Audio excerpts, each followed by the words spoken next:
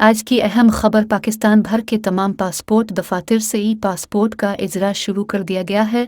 खबर की तफसील कुछ इस तरह से है। इस्लामाबाद के बाद मुल्क भर के तमाम पासपोर्ट दफातर से भी ई पासपोर्ट का इजरा शुरू कर दिया गया है। इस नए जदीद पासपोर्ट में एक माइक्रोचिप का इस्तेमाल किया गया है जिसमें आपका तमाम डेटा महफूज होगा और इस पासपोर्ट को दुनिया भर के एयरपोर्ट पर रीड करने में बहुत आसानी होगी।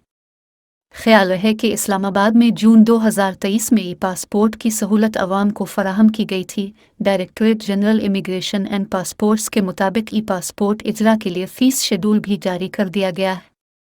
शेड्यूल के मुताबिक 36 सफ़हात के 5 साला ई पासपोर्ट के लिए नॉर्मल फ़ीस 9,000 रुपये रखी गई है, जबकि इतने ही सफ़हात के अर्जेंट ई पासपोर्ट की फ़ीस 15,000 रुपये मुकर्रर की गई है। शेड्यूल के मुताबिक 72 सफ़हात के ई पासपोर्ट के लिए नॉर्मल फ़ीस 16,500 रुपये और अर्जेंट के लिए 27,000 रुपये फ़ीस मुकर्रर की गई है।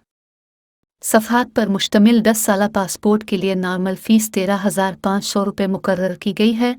36 सफ़हात पर मुश्तमिल 10 साला पासपोर्ट की अर्जेंट फ़ीस 22,500 रुपये है।